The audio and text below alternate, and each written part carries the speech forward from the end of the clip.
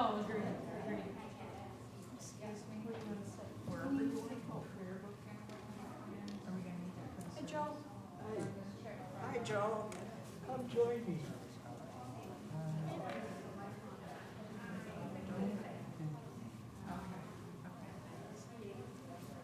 How you doing? Oh, pretty fair for a young Here, fella. why don't we You are a young fella. I'm used to sitting there. How are you? Oh, fine. Good. You look good. You guys look You're all dressed up. I put on dark clothes. Joe always Beautiful. dresses up, except really when he's cute. on a sailboat, right? Yeah, right.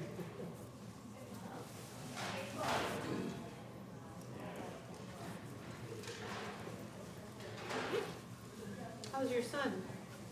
Which one? The one that's my friend, David. David? Oh, he's fine. He's in Florida now. He is? Yes, what is your name? Gail Kaufman. Oh, gee, Gail. My daughter. Yeah. Dale is my daughter. Yes, I. Yeah, I went to high school with him. Yeah. You went to preschool, I went to nursery preschool school. with him too, yeah. Hello, Dana. Preschool, Gan Hayeled. What was it called? Gan Hayeled? At No. Beth Israel. No, it wasn't called Gunha. I don't remember what it was called. We carpooled together. Yeah, You you were like lived on 3. Holiday Drive, Yes, we lived on Holiday Drive. and Jeannie, and I don't know, there were 5 of us in the carpool for nursery school. And David was in the carpool. Those were the days when I was working. Yes, you were. And do you know what his high school nickname was? What? Do you know what his high school nickname was? My son's name was Cheese. Cheese. Yes. Right. His high school group all gets together and they're still friends. Now, my side high school group, I never, well, I'm the only one that's living Hi, now. Steve. But I never get together. We never got together. We stopped having reunions. I forget how many years ago because our class was getting so small. Hi, Joe. Doing well? Yeah, they're looking good. You know. So, we're having your January 1st. Are you coming? Did you send it today? No, it's November. No, it's not. It is It's too. winter. It's still It is November 30th. Please, Yes, if don't you're rush having, me. if you're having it, we're coming. Don't rush me. Willie needs a new hip. Oh, Jesus. Did he just get a new knee? He got a new knee in June. His whole right side is gonna be I new. haven't looked at. He got a shoulder Bionic 2 years ago. He got the hip, he got the knee. Great, I When's tell you. that? But here's our issue. We're leaving for Florida for 2 months Yeah. on January 3rd. Okay. His December 21st. I'm just gonna strap him to the hood. Did you drive? Yeah, I'm still trying to retest our son Lewis. After 20 turbo. So is it, I mean, Oh, that's good. so like, you could just sit in the car, right? Well, he gets, we have to stop him to walk. We have to stop him because we have a dog. So I'm throwing him in the car, right? We have to go. That's crazy talk. Relax. All right, I will send out the invitation.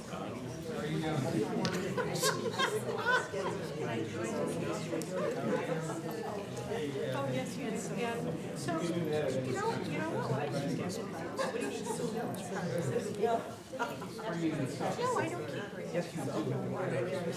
I know you do. Don't say that. They must have broken up. She's happy. I know. Oh, yeah, they broke up with me. I don't know, they probably just, you know, she is not a techie person, and so I think she just, I'll rub it in when I invite them. I will.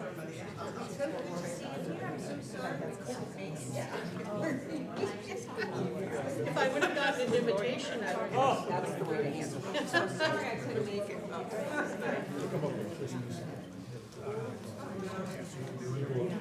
Sue Milch. Always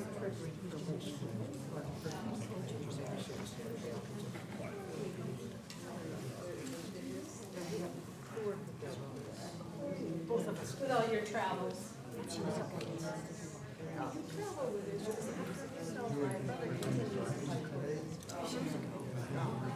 Oh, yeah, he had COVID, Kathy had COVID.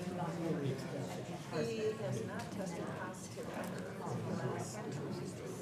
She tested positive, now she's back. Yeah, she tested negative, now she's back positive. It's a good thing they liked each other. No, he's not having Paxlovid thing.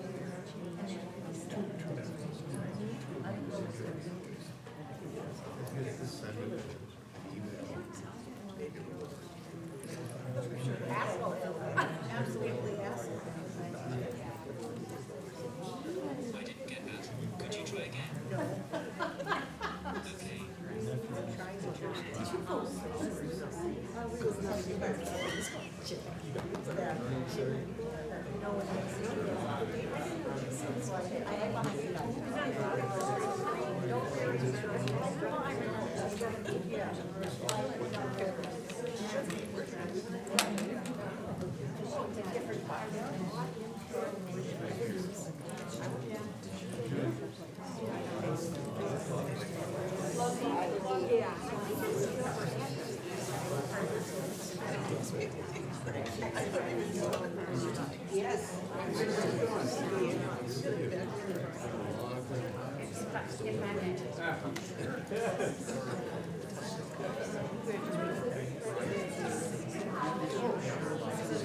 Trying to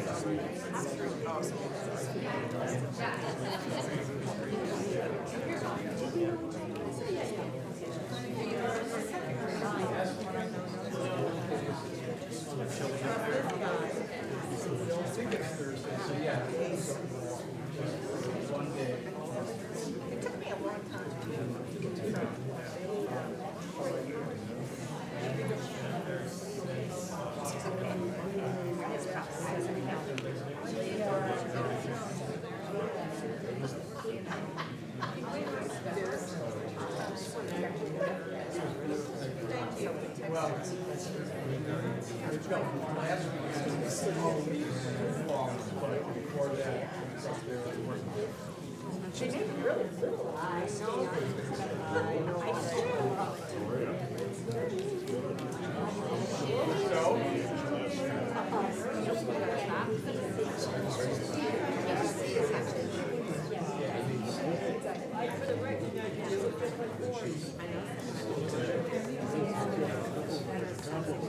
I probably should.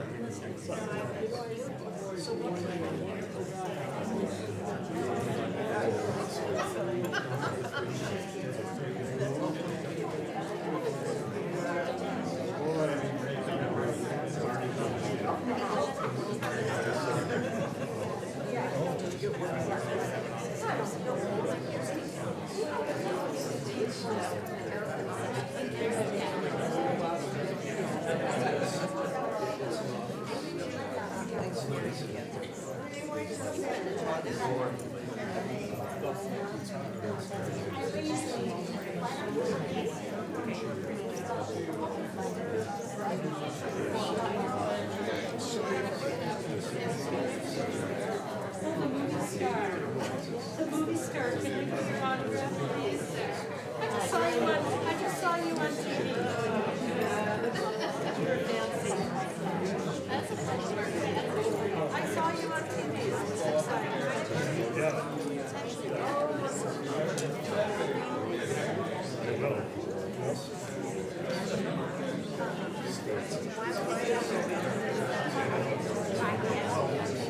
Yeah.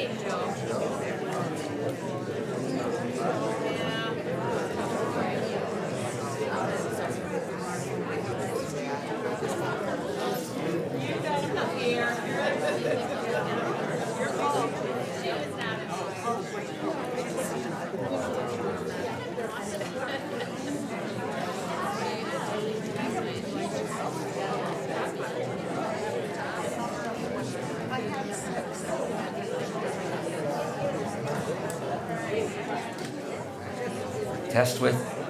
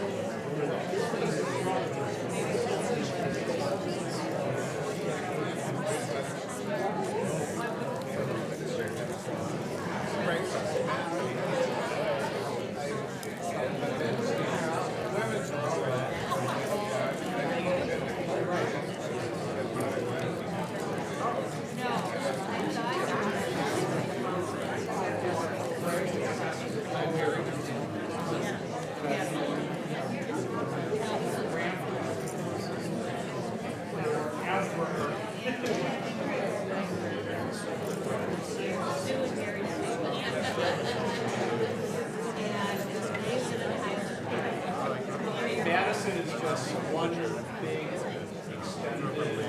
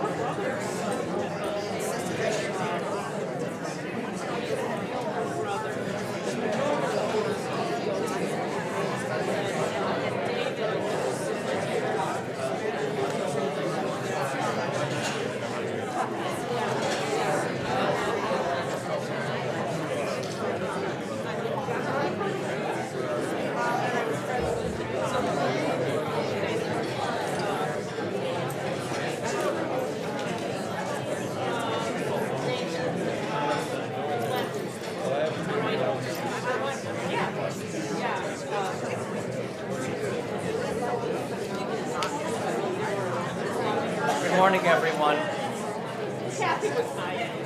As we get settled, just a few brief words. First of all, please, if you have a mobile phone with you, please be sure that it's silenced. You don't need to turn it off, but we would like to have your mobile phones silenced. And as we see, there are, in our transition through the pandemic, there are people here who are still wearing masks, and that's appropriate. I wear a mask in many instances myself, and so just be conscious and be careful of people's personal spaces as we worship here this morning, as we offer words of memory, and as we then congregate throughout the rest of the day. The nigun, the melody without words, can form a container for everything that we might be bringing into this space. For everything that we might be carrying in our hearts.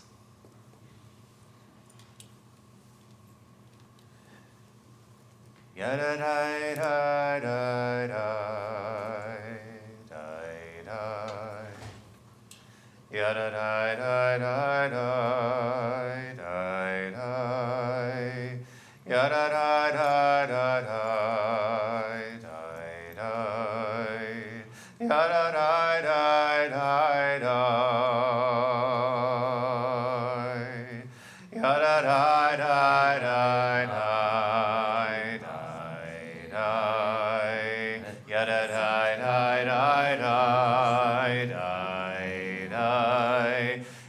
da da da da.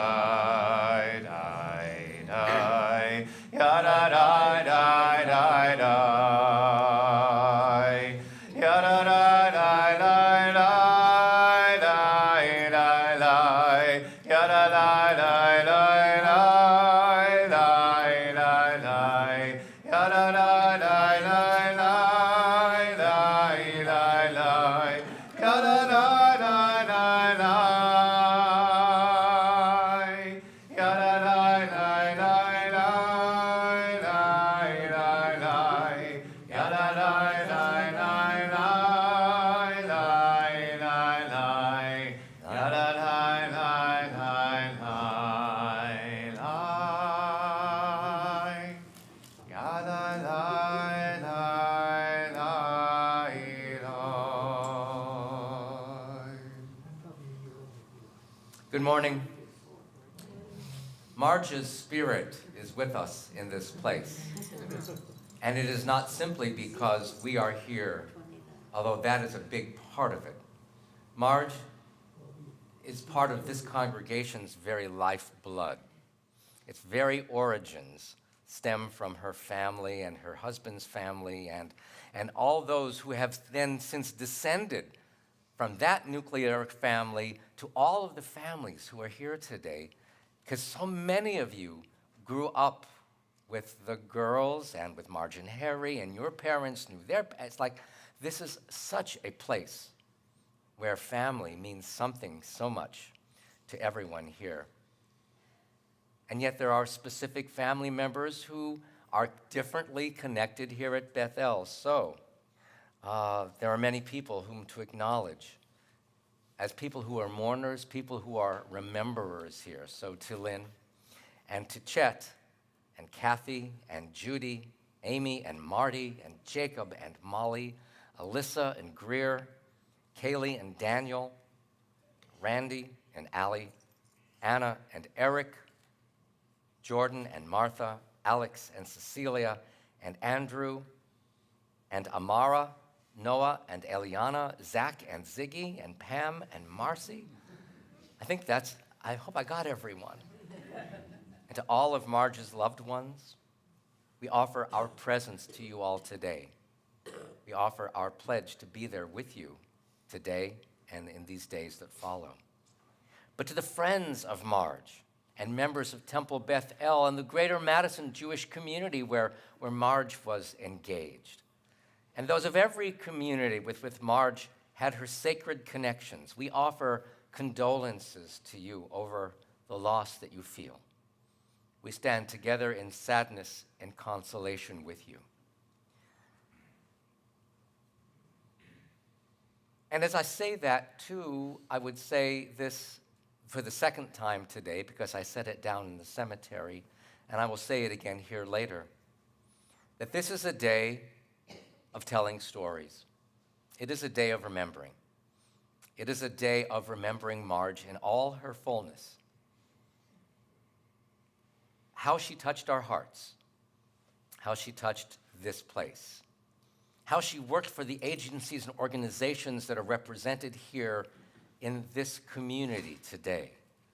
This is an occasion today when memories and emotions will flow back and forth, and those memories that you summon forth will bring tears, and those memories you summon forth will bring laughter, and they will bring all different kinds of things.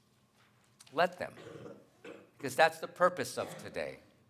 The purpose of today is indeed to continue to remember Marj and how she touched our lives here. And whether we have sorrow at different times and whether we have joy at other times, life is complex like that. And so that is how we remember our loved ones. That's how we do it. We are saddened at Marj's passing. We are comforted by being here with one another in this congregation and remembering how she influenced and still influences our lives. We are buoyed by the joy and positive spirit that was the hallmark of Marj throughout her life. And we're optimistic about the future because Marj was bright and hopeful about the days to come, even though these last few months were some difficult ones for her. So we are of mixed emotions on this day. Now, some may see that as a paradox, but I think that Marj would like to ask us to look beyond, always search for the truth in each situation and acknowledge it. Because if anything is true, it's the fact that we have a community of love here today. We have a community of connection here today. And it's that community that helps each of us through these difficult moments of mourning and remembering. I think this is one of the things that we will take with us from this day because it is a reality of life. And another part of Jewish mourning is that we don't deny the reality of life. We don't deny how life flows and how our hearts are torn, and yet how we can laugh and remember Marj at the same time. But we do today pay tribute to Marj Singer Tobias, beloved wife, devoted mother, joyful grandmother and great-grandmother, loving aunt and cousin, mahjong expert. That's what I'm told. Pilot, co-pilot, associate, friend, leader to so many of us here in Madison and elsewhere. We gather here today to comfort her relatives, to comfort one another, to remember her, to remember the joy and goodness that were so integral to her heart and soul. For Marj's love that united you all in life and which death cannot sever. For her companionship that you shared along life's pathway and which continues to the tenderness of memory. For the gifts of her heart and mind and body that brought you joy and now are part of a precious remembrance. For all these, we give thanks to God. And so at this time of sadness, we begin by listening to the voice of sacred scripture that brings us the ever-new message of God's nearness. The Hebrew Bible, the Tanakh, tells us of our kinship with the Creator in light as in darkness, in joy as in sorrow, in life as in death. We begin with words from Psalm 90. Eternal One, you have been our refuge in every generation. Before the mountains came into being, before you brought forth the earth and the world, from eternity to eternity, you are God. And yet you return humanity to dust. In your sight, 1,000 years are like yesterday when it's past, like a watch in the night. And humanity, you've made humanity like grass that renews itself. At daybreak it flourishes, and by dusk it withers and dries up. The span of our life is 70 years, or if given strength, perhaps 80 years. But even the best of those years may be difficult ones. They pass by speedily, and we don't know what's happening to us. According to the words of the Bible, we remain in darkness. Teach us, therefore, so to account for ourselves rightly each day, that we may obtain a heart that is filled with wisdom.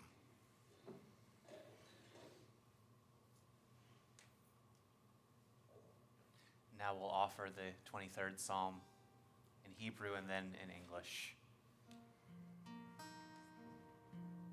Mizmor LeDavid.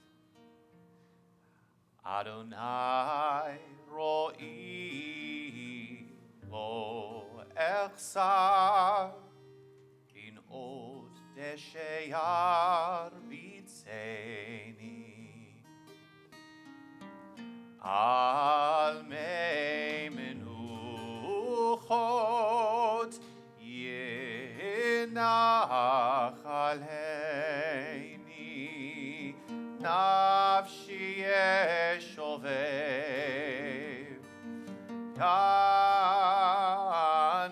yancheni v'maglei tzedek leman shemo tam ki eleich begeitz al mavet lo irara ki ata imati shivtecha umish'antecha hema yenachamuni taroch lefanai shulchan neged tzorerai Dishanta v'shemen roshi kosi revaya ach tov v'chesed yirdefuni kol yemei chayai v'shavti beveit Adonai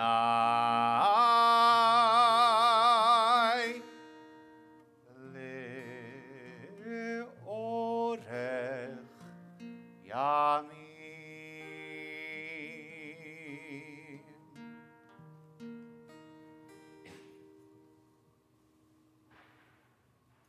God is my shepherd, and so I lack nothing. God makes me lie down in green pastures, leads me beside still waters, restores my soul. God leads me in paths of righteousness for the sake of the divine name.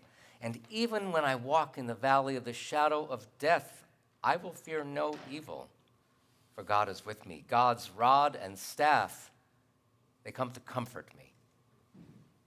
God, you set a table before me in the presence of my enemies. You've anointed my head with oil. My cup overflows. Surely goodness and mercy shall follow me all the days of my life, and I shall dwell in the house of the eternal God forever. Now from Psalm 16, I will set the divine presence before me always. I will rest secure, knowing that you are the one who shows me the path of life.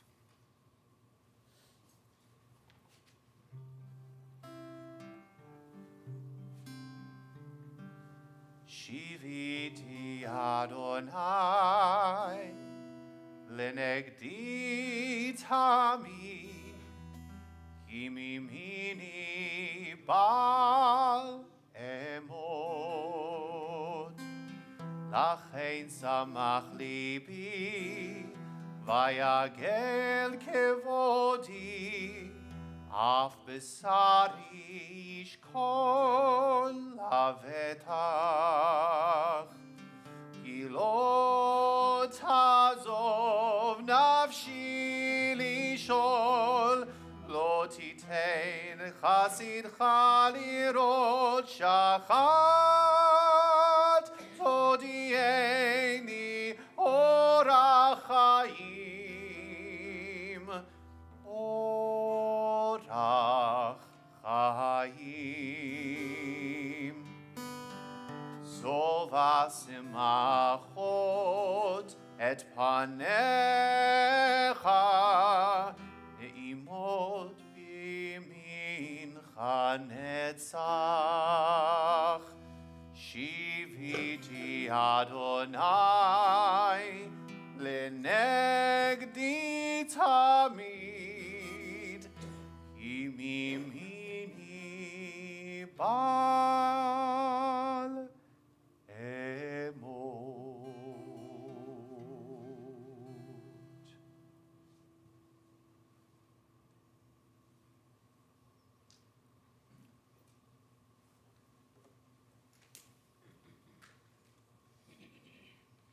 As I mentioned before, one of the things that today involves is a lot of sharing of stories.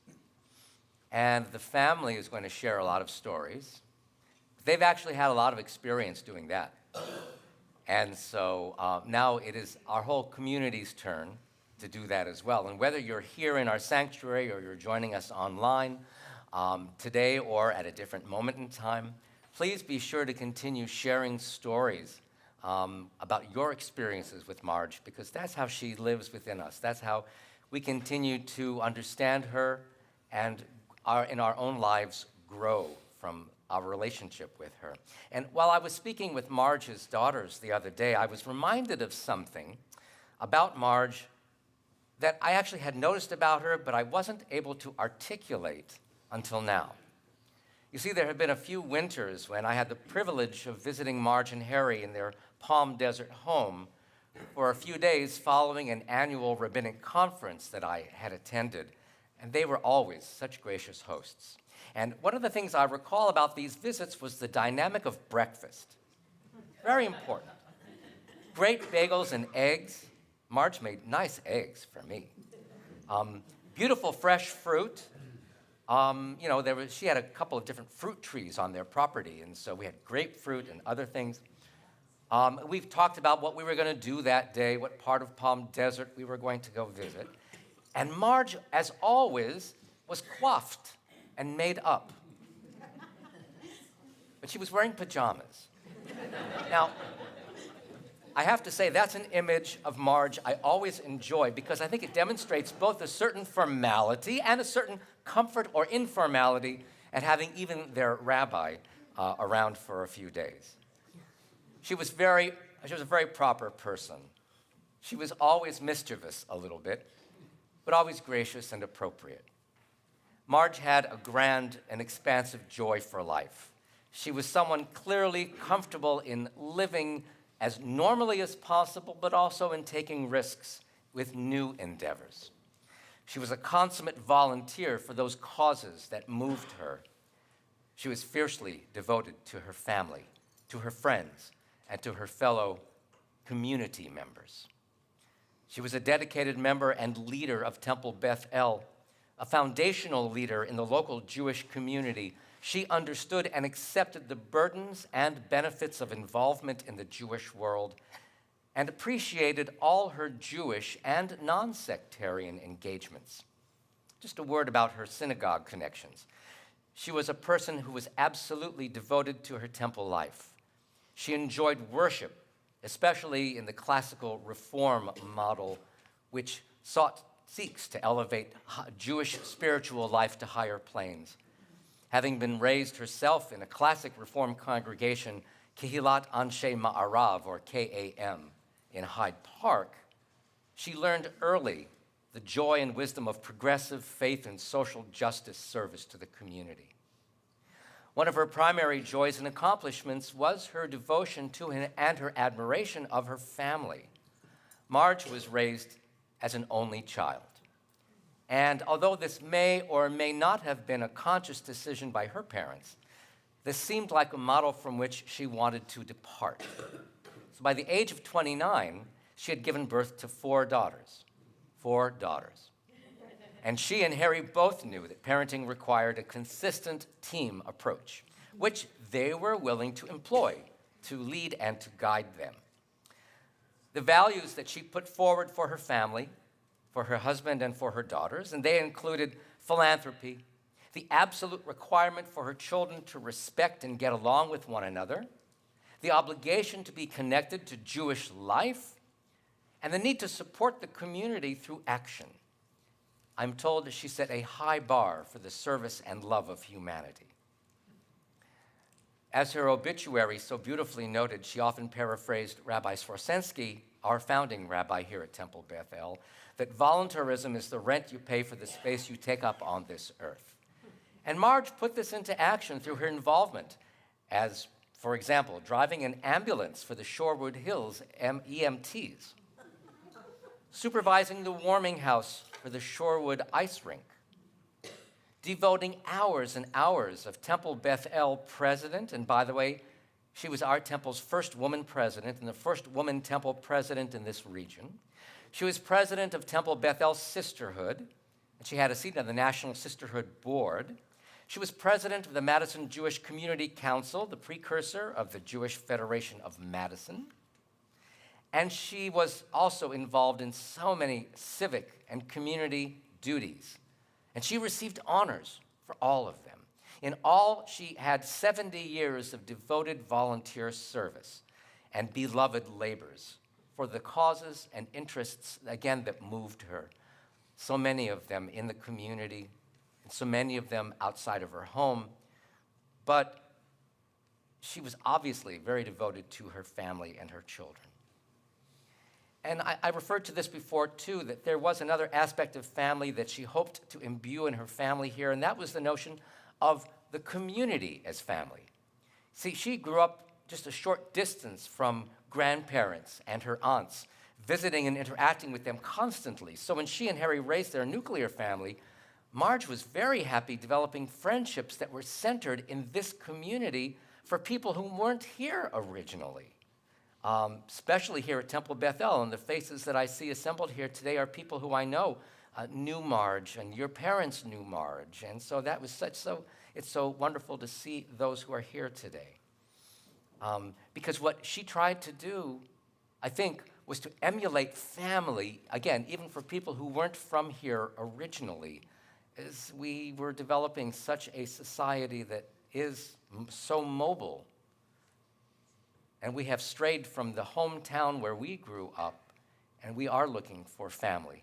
And I think Marj helped so many people find it right here. Marj recognized early on that people living near very few, if any, blood relatives would feel a rootlessness about contemporary life. And so she was one who sought to counteract this tendency and to bring people together. Naturally, it was her own family that provided her with the challenges and joys of being a matriarch. Her offspring needed to be bright and aware of life. So she became astute and intentional at providing for her children who were following her. She constantly exhibited pride in her children and her grandchildren's accomplishments. She tried to attend each of those special life cycle events in the life of her children and grandchildren. She became an exemplar of someone steeped in women's rights, volunteer leadership pursuits, and setting a vision for her local community. She acquired a private pilot's license, demonstrating an expertise that would always be a source of pride for her. She was rightly proud of all her accomplishments, again, not only as a person in the world, but also as a woman who very early on broke the mold on what it meant to be a housewife. But she was hoping to be independent because she was dissatisfied with that older model of patriarchy and someone with the competence to get things done. She does set a high bar for each person in the world as far as that goes, and certainly for women. I think it was in these last little year and a half, these last few years, months certainly, it was this desire and need for independence that was in her that was severely challenged by her declining physical health. Those of us who were privileged to be with her at points in these last few months of her life know of her frustrations and yet still potent desires to communicate with people around her. But we also saw the immense level of care and involvement of those around her who provided care for her and who preserved some measure of quality of life that she hoped to preserve for herself. I was told that just before she entered hospice, ailing with all of her various maladies, that she nonetheless took herself to breakfast from her suite. So strong was her determination to remain part of the Cap Lakes community, despite her infirmity. Everything that she did in life, and even this last act of strength and her being in hospice and so comfortable there, we all can learn from her these ideas about resiliency, hope, determination, and ultimately the will to survive. You know, when you live to be 97 years old, is that the correct age? 95, thank you. When you live to be 95, the same applies. So many, we should all be there, but you should know that so many of her friends had gone before her. As we can imagine, these last few years were somewhat lonely ones for Marj.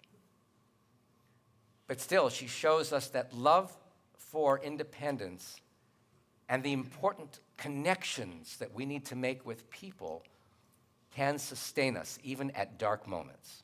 She brings us her light to shine at this time, and we each look forward to sharing the memories and having her in our minds and hearts.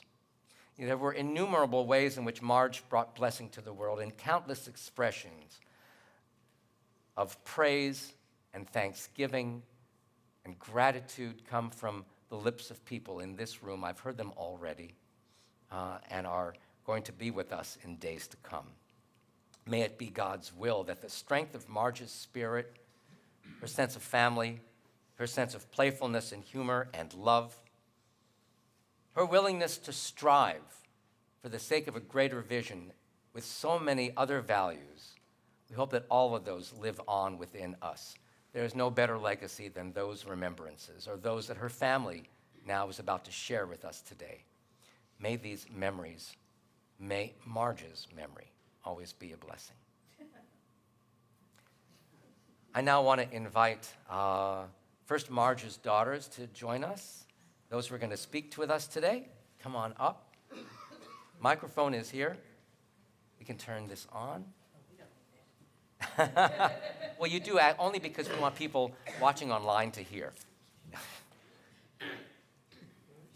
There we go. Got it. Descending order. Yeah. And Kleenex there. Tissues there. See what I found in the.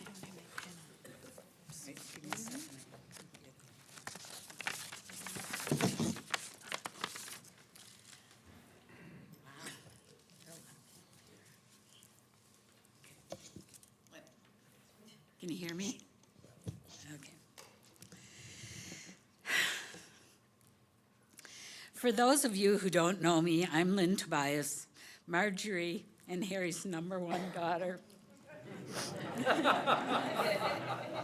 I certainly enjoyed that position till I was 2. Then I was invaded by new sisters every 2 years for the next 6 years. Now, I don't know what I'd do without them. My mother was very proud of her volunteering and leadership for Jewish organizations and for her community. I acquired the volunteer gene, and it still is a very important part of my life, but not the leadership gene when I quickly realized how much I disliked meetings. But Mom did introduce me to many things that still give me joy. Mom was an avid gardener who planted and maintained beautiful backyard rock gardens on Amherst Boulevard and on Oak Way. When Mom and Dad moved to the condo, she carefully tended her house plants and her outdoor pots. At Capitol Lakes, every summer, she planted beautiful balcony pots that she was very proud of.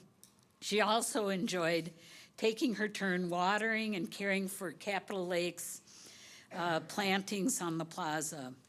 We both enjoyed garden nursery shopping.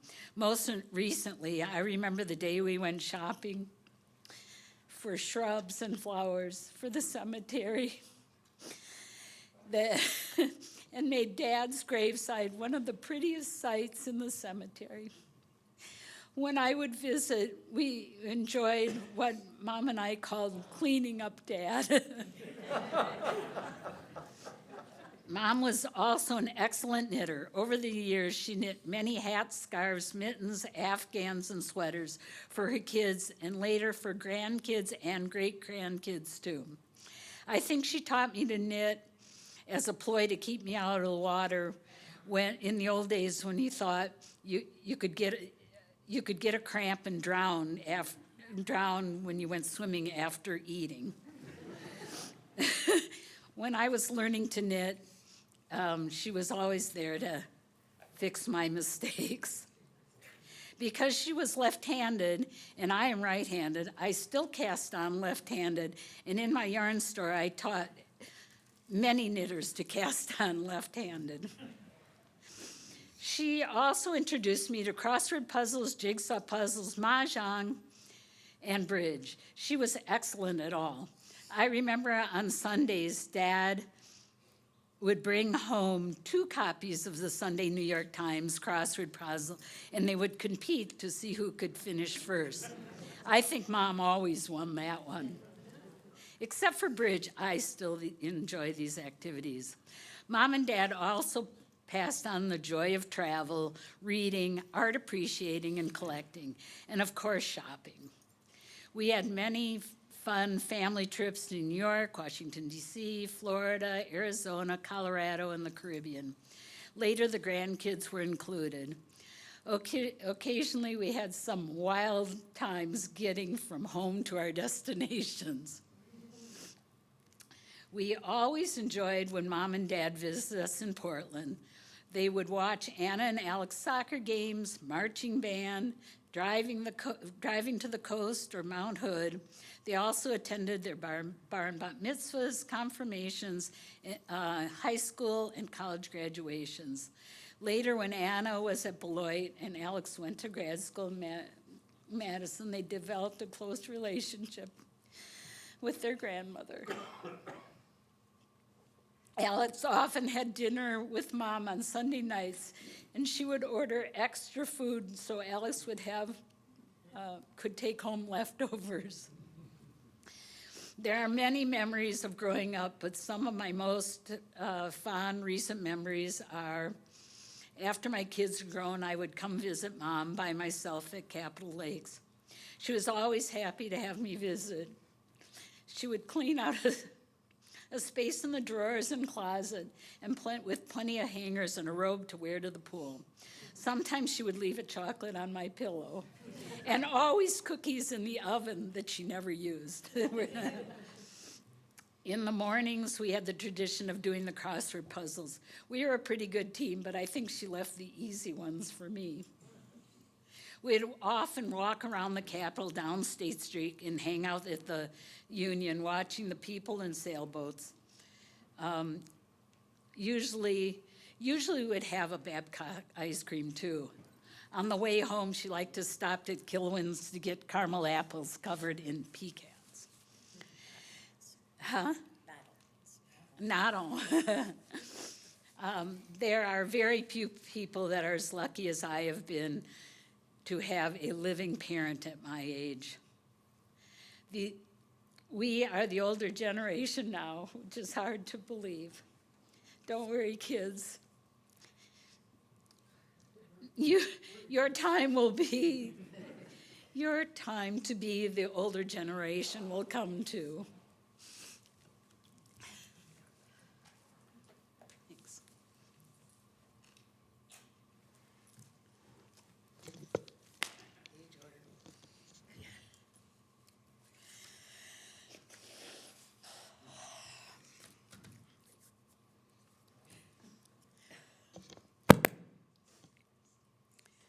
I feel grateful today to be surrounded by my sisters and the rest of my family and friends. It feels very familiar to the last time we gathered here to honor our dad 6 years ago. My mom was fortunate enough to have lived what I call a charmed life. She was creative, an avid reader, adventurous, and at times even a fearless risk taker. She often stepped out of her own comfort zone to try new things that other women were not doing at the time, like getting her pilot's license in her 40s. She was a tireless volunteer and community leader. In many ways, she was not like the typical housewife of her time. I have grown to admire in many ways her inspiring qualities. Mom was an only child and never knew what it was like to have siblings, yet she dared to have 4 children herself. What a roller coaster ride I am sure we all gave her. Even with, or some of us anyway. Not me, of course. Those stories later. Even with bumps in the road, we remained and remain, family remained and remains an important value, which I learned from my parents. I admire how Mom, despite not having a career outside the home, she enthusiastically participated in volunteerism and leadership, using her incredible and effective organizational skills, where she helped create meaningful community and change. I admire her determination and chutzpah to say to the Temple Beth El board when she was asked to be the secretary, "Sure, I'll be secretary if after that I can be president." At that time, which we heard, Bethel had never had a woman president, and she was the first female president of any Reformed congregation in the Midwest. I admire her for all the many boards she was on, many within the Jewish community, locally, regionally, and nationally. And of course, true to Mom's fashion, even when she was in her early 90s, she was still on a board where she lived for the Capitol Lakes Foundation. I admire Mom's philanthropic commitment. My mom and her parents were examples in giving generously to their synagogues and communities. My mom had special abilities to get things done and led many fundraising efforts too. When my mom was in charge, watch out because money was going to be raised. I admire my mom's sense of adventure and her love for travel and seemingly fearless spirit, which compelled her and my dad to travel all over the world. They also loved to take their family on trips too, even with the 9 grandchildren. I remember when the grandkids were young, we were in Hawaii, and we went to this private secluded beach to snorkel. It was, Lynn's remembering, it was black volcanic sand and scary because you couldn't see anything when you're snorkeling. Some of us had trepidation until we looked out and our mother was way out there snorkeling by herself. We looked at each other and said, if Mom can do it, we can do it. I admire my mom's 10 green thumbs. She was an amazing gardener, and she could grow anything, and she knew the scientific names of everything too. She often brought home cuttings of exotic plants from her travels around the world. Then she grew them here and sometimes at the Attic Angels greenhouse, where she volunteered for many years. I admire my mom's creativity, which we heard a little bit about, and she was an amazing knitter. It was hard to tell if what my mom knit was made by hand or by machine. It was just that perfect. And even into her 60s, she took up watercolor painting, which she loved and she was very proud of. I admire my mom's love for nature. Mom loved to be outside, and especially to go on walks. Even when she was 91, we walked 4 miles with her. I want to finish with my admiration of my mom's commitment to her Jewish community. Growing up in Hyde Park, Chicago, Mom thought the majority of the population was Jewish until she went off to college here in Madison. To her credit, all 4 of her daughters are members and involved in their synagogues. And all 9 grandchildren had a B'nai Mitzvah. Mom, you are inspiration to me in many ways. You are the end of a generation and the last of your cousins to pass. You'll be forever remembered, missed, and loved.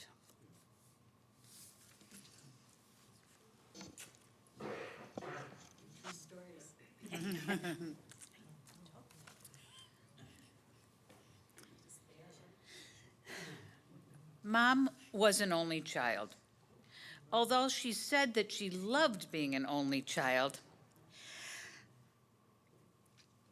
I always kind of felt sorry for her not having any siblings. I also think she may have overcorrected, having 4 kids in 6.5 years. As the youngest, my grievances include only hand-me-downs until 7th grade, bathroom access, telephone time, and the existence of only 2 baby pictures, and I'm pretty sure one of them is Kathy.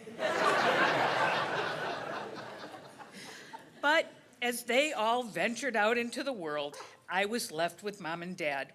For a couple of years, I was an only child, and later, an only Madison child.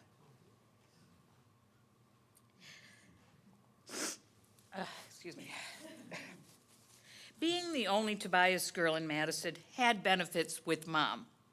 She got to be with Marty and the kids more often. We had holidays together, UW football, concerts on the square, dinners, and after I graduated from my gefilte fish apprenticeship, I got to keep Mom's KitchenAid mixer and grinder. When shopping with Mom, she always bought me something and always found items for herself. This was her retail superpower. She bought me this jacket at an art fair, and not unsurprisingly, she bought herself one in a different color. Whether it was the College of the Desert Street Fair or our annual spring expedition to local plant nurseries, Mom was an accomplished shopper. Mother-daughter relationships can be complicated. And raising 4 strong-willed girls was probably not a picnic. But there is strong evidence of her influence. Like Mom, we all lap swim, walk, volunteer, read, garden, organize, enjoy art fairs, decorate, love the outdoors, treasure our lifelong friendships, belong to URJ congregations, and we value our independence. Temple Bethel was essential to Mom. While this last year was challenging in so many ways, she still found the interest and energy to contribute to the Endowment for Spiritual Leadership, attend Temple's annual meeting, some Friday night services, and she enthusiastically participated in Sisterhood's drag queen bingo. So, as I move up in line, I am thankful for Marty and Molly and Randy and Allie, and I am grateful that I am not an only child. Thanks.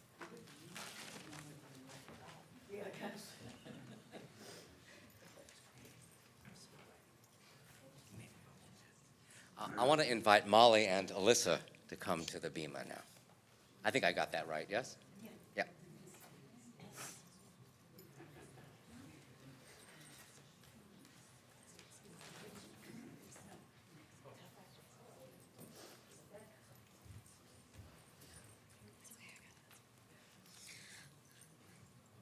Geez, Mom and Aunt, tough act to follow. Grammy and I took a plane ride last year to Alex's wedding, where Grammy danced the night away in welcoming a new family member. Given Grammy's speech aphasia, I was monologuing our flight and the plans for the day. As we descended towards the airport, I was telling her about our descent, and she turned to me very firmly and said, "I was a pilot." After feeling slapped in the face and apologizing profusely for my mistake, all while the guy next to us was chuckling, I remembered just how amazing our grandmother really is.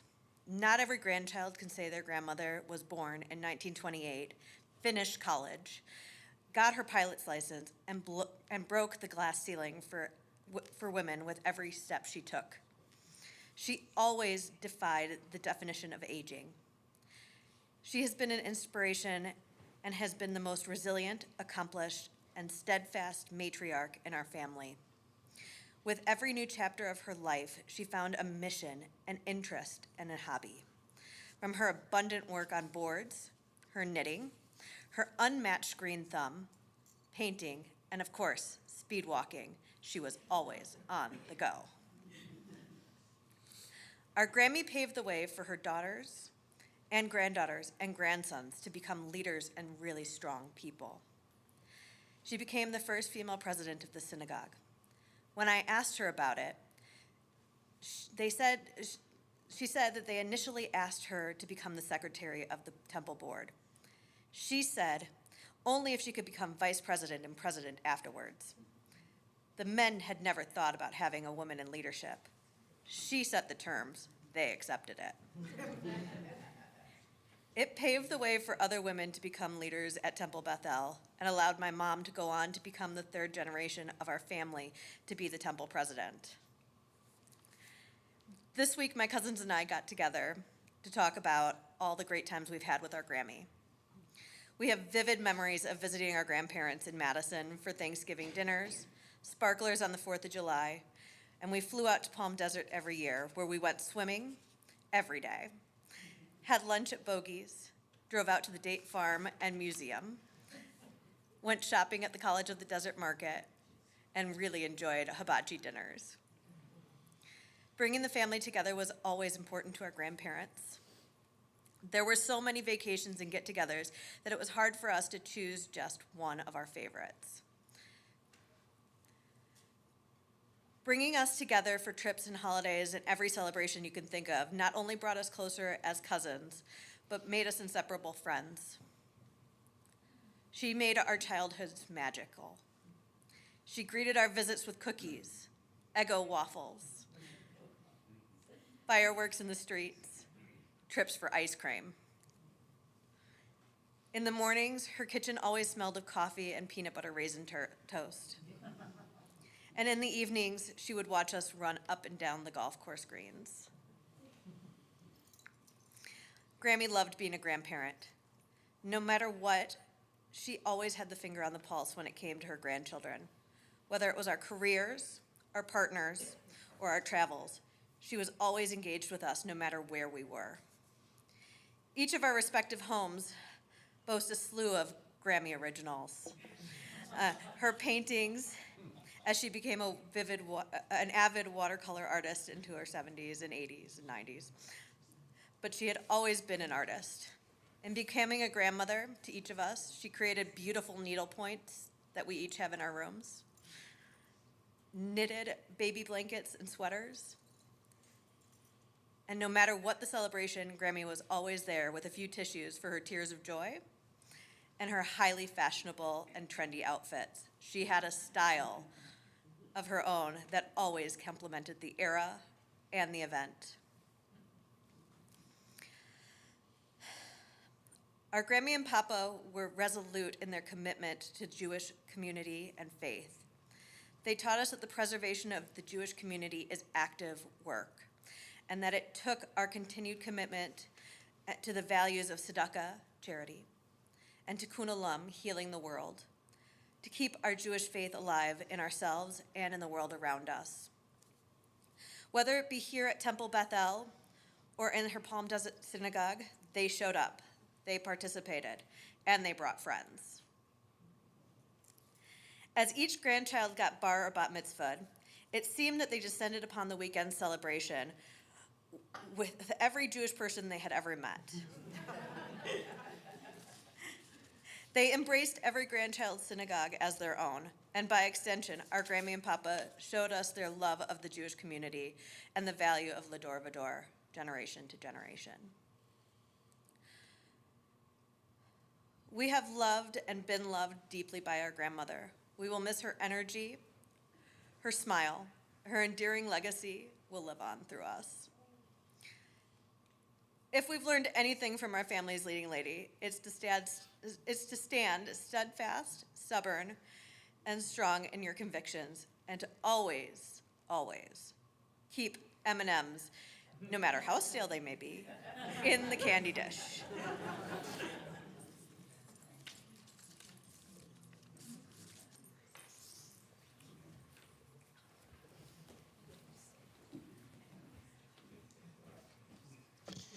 As we said before, the purpose of today now is us to think of our own memories too, that we can share with one another or that we share with the family. Try and find, for those of you who knew her, find two. In the next few moments, we have some silent, meditative time. Find two that are particularly meaningful and make sure at some point you share them with members of Marj's family.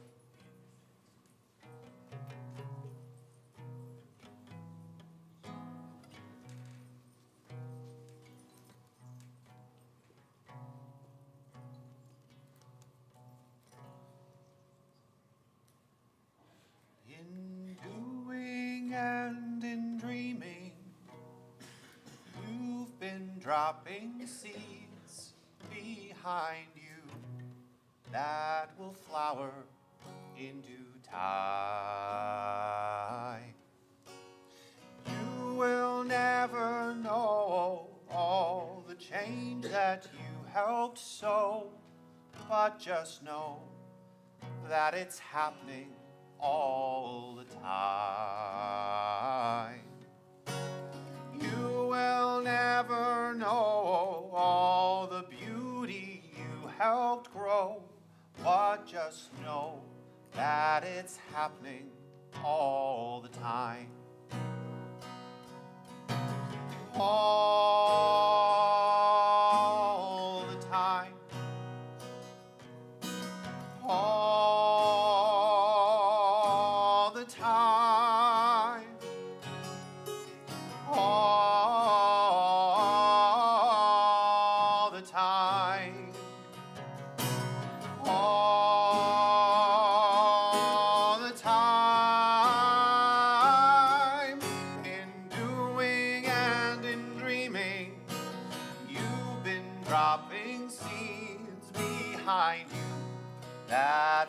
flower in due time.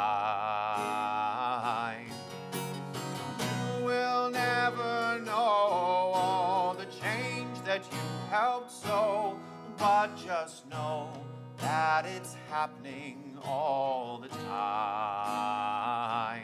You will never know all the beauty you helped grow, but just know that it's happening all the time.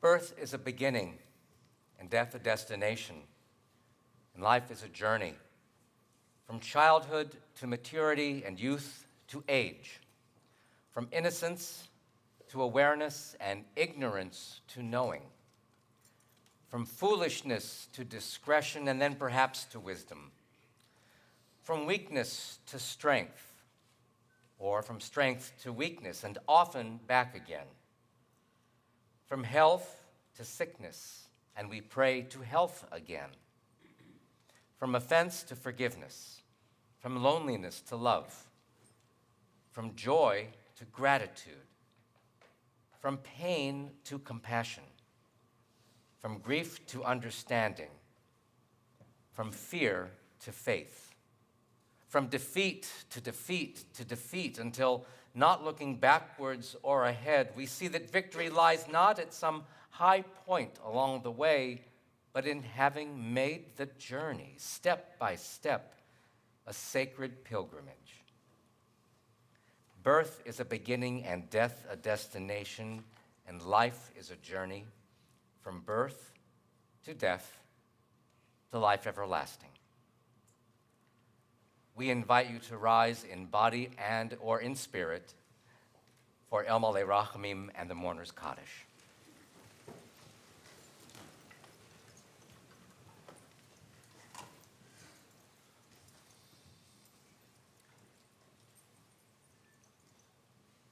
El Malei Rachamim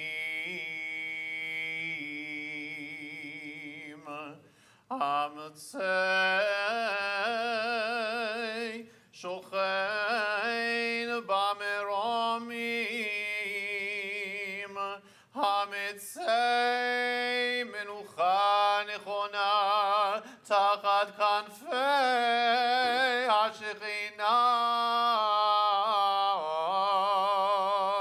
Im Kiroshim Uteorim Kezor Arakia Mazhirim Et Nishmat Miriam Bat Yisrael Shehalecha Leolama Baal Harachamim Yastireha B'Seiter Kenafav Leolamim Veitzror Yitzror HaChaim Et Nishmata Adonai Hu Nachalata V'tanuach b'shalom al mishkava v'nomar Amen. O God, full of compassion, eternal Spirit of the universe, grant perfect rest in your sheltering presence, along with all the righteous and holy ones, to Marjorie Singer Tobias, our loved one, who has entered eternity. O God of mercy, let her find refuge forever in the shadow of your wings, and let her soul be bound up in the bond of eternal life. God is now her inheritance. May she rest in peace. And let us say, Amen.